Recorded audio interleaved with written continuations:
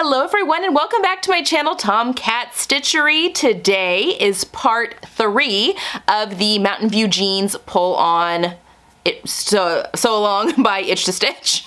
Itch to Stitch Mountain View Pull On Jeans. And we are doing the backs today. So we'll be attaching the pockets, putting on the yoke, yada yada yada, doing all of that fun stuff. If you have any questions, as always, please leave those down below. I am not using rivets for my pair of jeans, but if you want to use rivets, I am linking a video to show you how to do that, a previous video in today's tutorial, so you can head on over there if you're curious on how to put rivets in. Yeah, I think that's it. As always, if you enjoy this content and would like to help support the channel, I do have a Ko-fi account, which is linked down below. That's like a virtual tip jar. Any and all monies is greatly appreciated and all goes right back into the channel for supplies, materials, equipment, all that kind of stuff, mostly for the tutorials and sew-alongs. All right, guys, that's all I have for today. Let me know if you have questions, and I'll see you next week. Bye. All right, welcome back. Let's get the back of these pants sewn today. All right, so we're going to need today our back pocket pieces, and I've gone ahead and serged all the way around both pocket pieces. So finish that off however you'd like with the overlock stitch on your machine, zigzag, whatever. But that keeps it from fraying when it's washed. So we need the back pocket pieces. We need our back yoke pieces. And then we have 2 back pieces that make up the leg. What does she call it? She calls one back center and probably the other one back side. Yep. Make sure you have all your notches clipped, just so we don't get confused with what we're supposed to be matching to what. And make sure you have at least the top 2 corners of your pocket. So one top corner of the pocket will be on the side piece, and the other top corner will be on the center back seat piece. So make sure you've got all of that.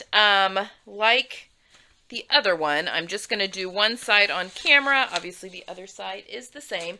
So we just need the 2 back pieces right now. We're going to be using center back and the side back pieces. We'll just use this side. Okay, so we've got this right sides up. And then I need 2. See, you just gotta be very careful. That's what I need. Okay. Also this piece, I mean, it curves up at the top, but it also is it gets kind of confusing. All right, so we have a double notch here on this seam. We just want to make sure that those line up. Where are my pens? Does anyone else have this problem?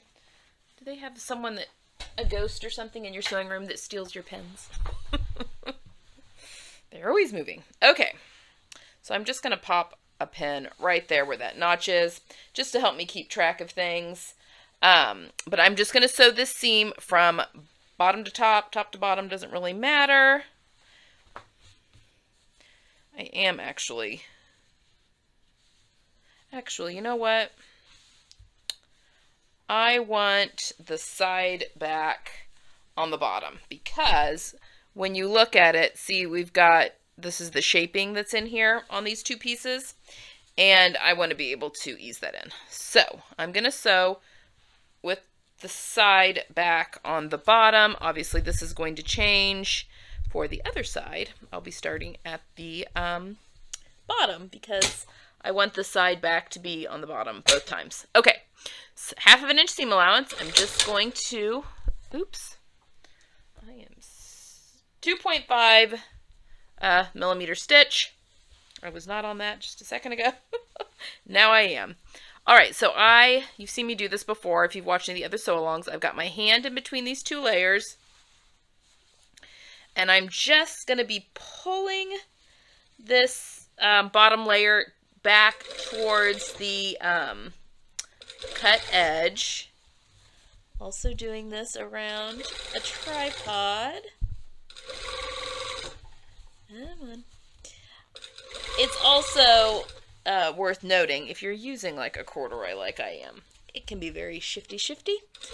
because the two layers of corduroy, you know, they don't lie flush together.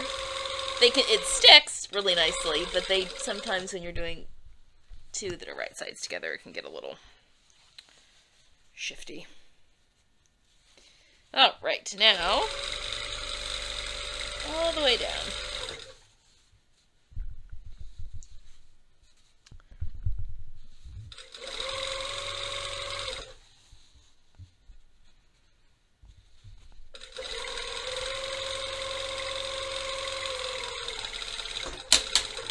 Okay.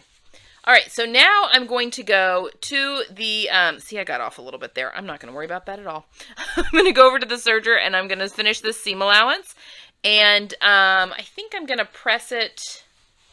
I don't know which way the instructions say, to be honest. I'm not going to top stitch this seam, though, because I don't want to draw attention to it.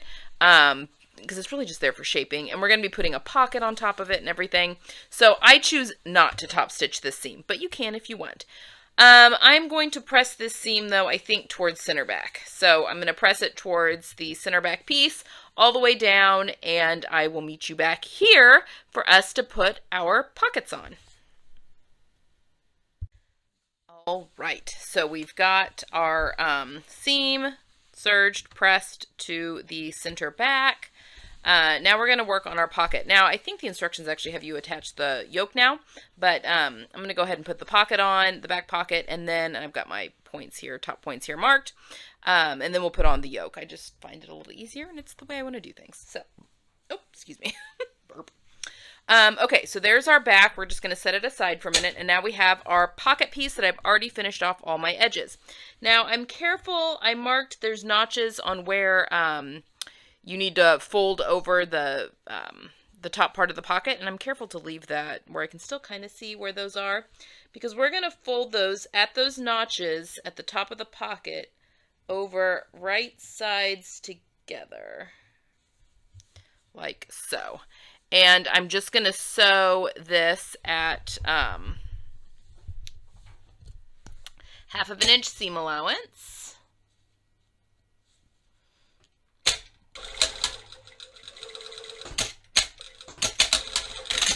On both sides.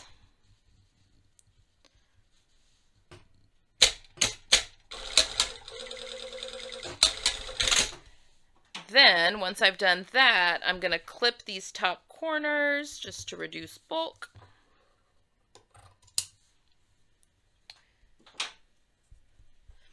All right, and then I'm going to turn this right side out and get those corners popped out really well. Also, this will make this kind of turn over your 1/2 inch seam allowance for you.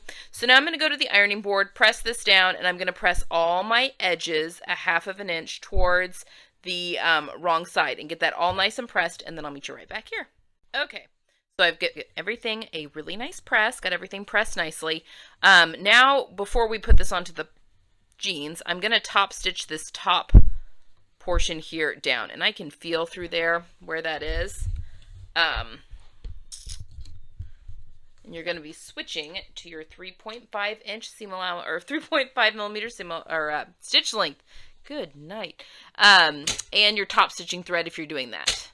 So we're going to sew that down.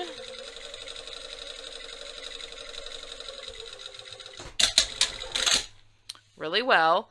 I'm going to wait and hit this with steam really well afterwards, so I'm not too worried about the waviness.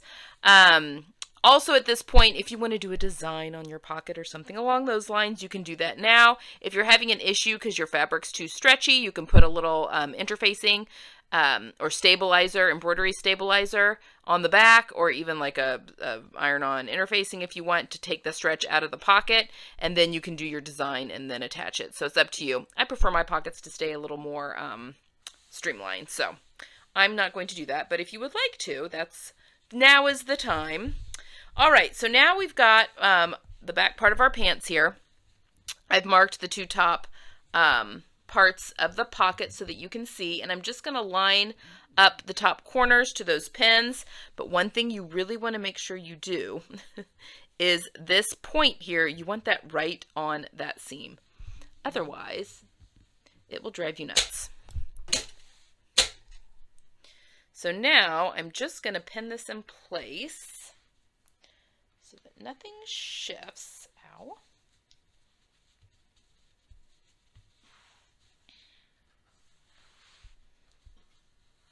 I'd also like to say that, you know, a lot of people ask, you know, is there a way we can take out that center back seam?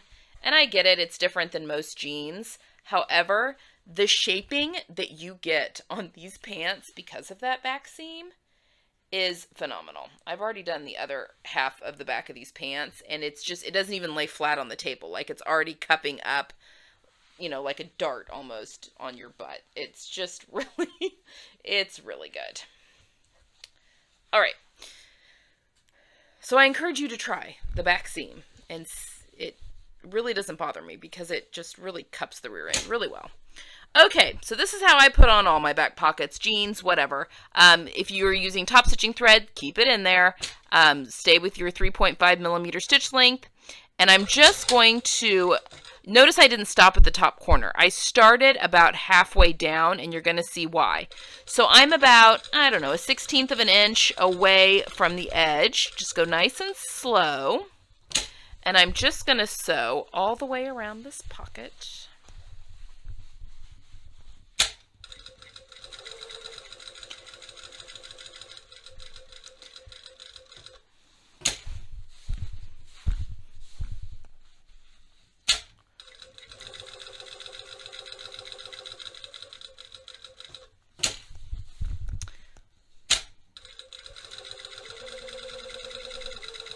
And then the reason I didn't start at the top corner is that I find I like this way of, need to trim that, of finishing off the top and making it more sturdy. So I go 1, 2, 3, 3 stitches over.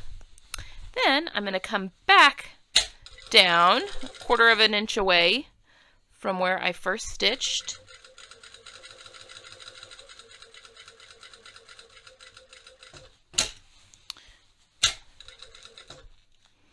Pull out pins as I go.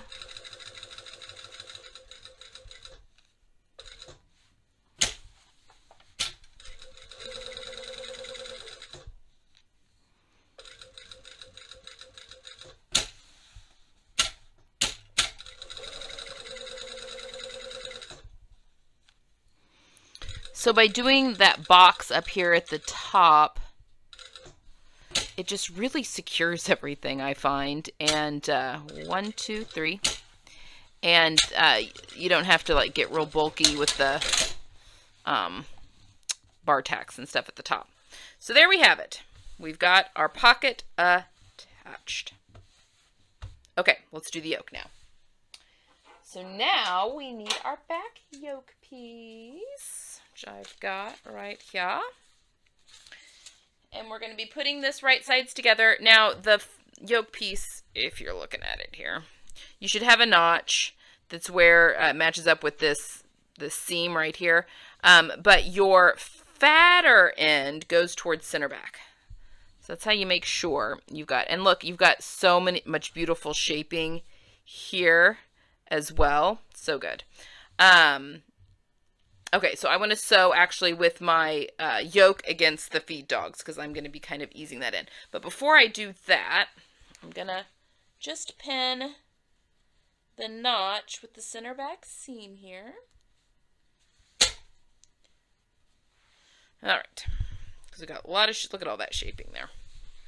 It's so good. That is one thing. Kenneth, who is the creator behind Itch to Stitch Patterns, is so good at pattern drafting. Okay, we're at a 1/2 inch seam allowance. So now I'm just going to be kind of pulling this to make sure that my raw edges match up with both the yoke and the back of the pant.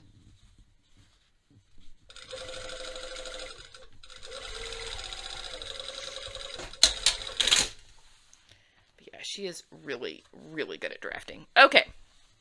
So now we have the yoke sewn on. I'm going to finish this seam allowance and press it down. And now be careful pressing it down because you don't want to lose any of that shaping, that beautiful shaping that's in there. But I'm going to serge this, press it down, and then I'll meet you back here to top stitch, do the top stitch on the other side. Okay. Okay, I also think I should have mentioned that we went back to regular thread and stitched that at 2.5 millimeter. Now we're going back to top stitching thread. Sorry, I forgot to mention that. Back to top stitching thread and back to 3.5 millimeter sewing. All right, so I've got my seam allowance for my yoke pressed down, and it's all nice and finished. And now you could do 2 lines. This is where it's up to you. 2 lines of top stitching, 1, whatever you want to do. I'm just going to do 1 and about 1/4 of an inch away from my seam line. Also, make sure that you have, that seam line isn't folding up on itself a little bit, because again, there's some beautiful shaping in there that you just really don't want to lose. All right. We're nice and wavy there because of the stretch, but again, some steam and that will come right out and be beautiful. Okay, now we're going to go back to regular thread, back to 2.5 millimeter stitch length. And I'm going to put, obviously everything we've done on this back, you need to do on the other back. And now we're going to sew our backs together. So I'm putting these right sides together, and we're going to sew this back crotch seam at 1/2 inch. Now, I am going to put pins because I want this yoke seam line to match up perfectly. So what I like to do is actually put a pin on either side of that seam just to make sure, and I leave them in when I sew, just to make sure that that all lines up. If nothing else, I just want those to match up really well. And then, sorry, I'm just letting this kind of fall a little bit. I am pinning just the deep curve of the pant. And I'm doing that off camera just because I can let the pant fall a little bit. All right, so I got everything pinned. Now we're going to start up here at the top, and we're going to sew at a 1/2 inch seam allowance. And I'm, again, regular thread, 2.5 millimeter length. I'm going to carefully sew over those pins. If you're really bulky in there with denim, you can also hammer the living daylights out of that with a mallet, and that works really beautifully. Just really compacts the fibers.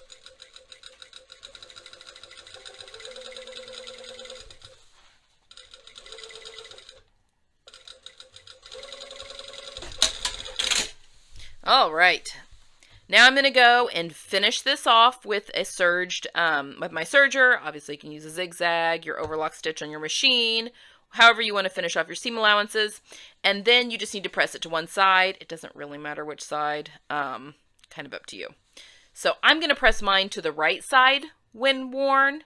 So that would be this side, because I want it to I want my seam allowances to sandwich at the crotch when I join these to the front. So that's what I'm going to do. So serge, press everything to one side, and I will meet you back here. All right, so here are our back. Okay, at this point, if you want to put rivets in, you can do that now. I'm not putting rivets in these, but I will leave a link right now up to the video where I did the jean sew along, and I show you how to do rivets if that is something that is, floats your boat and you want to put those in. I will put a link to that video. It's the same method. All right, next week we're going to put the front and the back together. We're going to baste them together, and I will point you to a video that will show you how to, well, I'll show you how to pinch out your excess leg width if you want to skinny up the leg or whatever. And then I'll, show you how to do that next week. And then the following week we will finish things up. So we are making progress. Let me know if you have any questions down below. See you next week. Bye-bye.